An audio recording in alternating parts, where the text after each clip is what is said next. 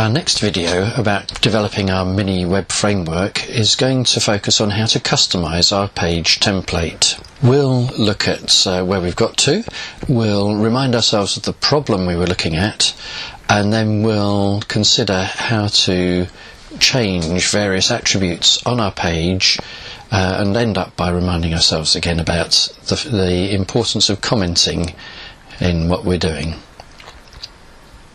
So we had last time an HTML page that we developed using our semantic structure of HTML5. We added some CSS to give it a bit of shape and to make it look how we want it to.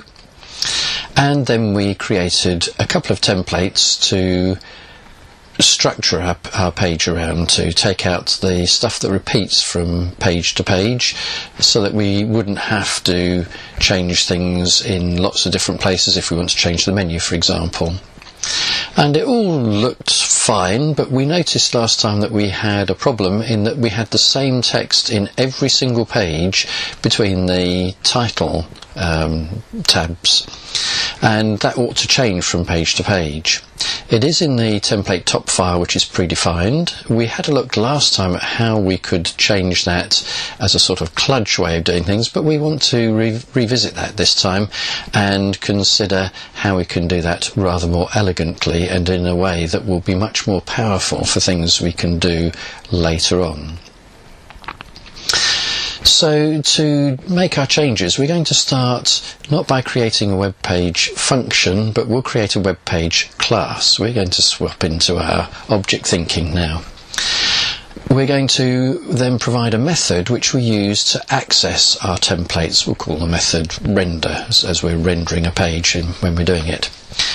Now the trick for us is to allow the method to modify the template before streaming the HTML.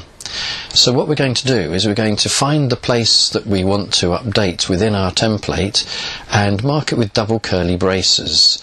So it looks like on this slide here we've got open curly brackets, then the variable, whatever it is, in our case title, and then close curly brackets, close curly brackets. So first of all then, let's create our web page class and add a render method, and you can see it here. So there's not an awful lot to it. We create our class web page, we load the template, which I think we did last time, so $contents is file get contents, whatever the file name is, and then we make our substitutions. Now this is a general method that we've provided here, so that what we're going to do is to say there might be more than one update we want to make. Actually what we're doing this time is we're just updating the title, but we could use it to update in a number of different places within our template. So we'll do this PHP built-in function string replace, and it means that we look at the file that we're going to give it, we're going to hunt for a particular pattern, the double curly braces, and then we're going to replace it with whatever the contents are in our substitutions array that we've set up. Don't worry about that too much for now. We'll have a look at how that's used, and then that will become a little clearer in the next slide or two. We will need to save our web page class somewhere, so we'll call the file webpage.class.php and we'll keep it in our library directory, since that's where we're putting everything else for now that relates to our common files for the website. We do need to modify template top.html. So that now becomes as it was before, but where we had in Diamond's title and then page 1 and then in Diamond / title, that becomes, if you see the bottom half of this slide, title and then double curly braces with the keyword title that we've created, and then close the double curly braces and then the / title. So we just make a slight modification to our template top.html. And now we need to look at how to instantiate the class in each content page and use it to render our templates, for example in page 1.php. So we had include library /template top.html. We need to change that so that first of all we include the class file, so we include library webpage.class.php. We need to instantiate the web page class, so $template equals new web page. And when we've done that, we can now stream our initial code. What our method is doing is returning all the text for that top template, so we'll echo that. That will send it out to the thinking in terms of the server. We're on the server, so it will stream the code back to our client and the browser on our client machine.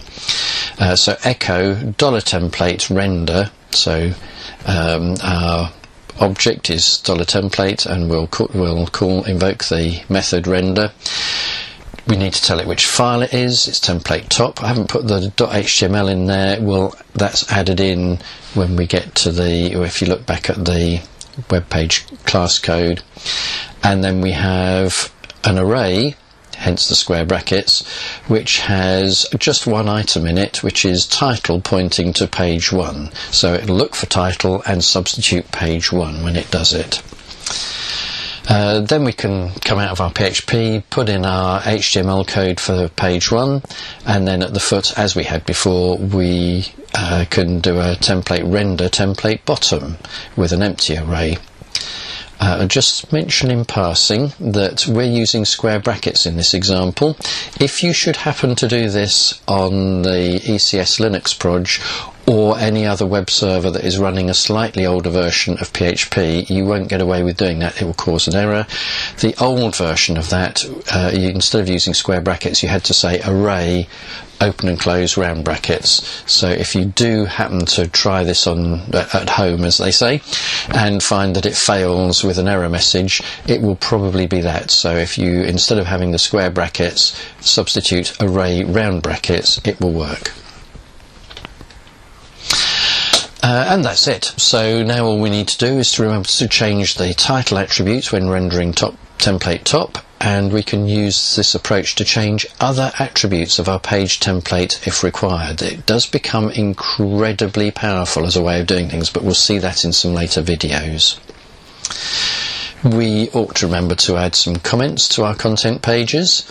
So here's our page 1 page with comments added. As before, I believe we are into the idea that this is following the PHP doc standard in the way it's doing the comments, which is important. And when you look at the notes pages, you'll find that there's a link to the step 4 directory with an example site built in this way with the code. So it has a few notes on it as to how to use this approach to make a website template that can be reused, and by this stage we have in effect built our own little website framework, a sort of mini Zend or a mini Bootstrap all in one.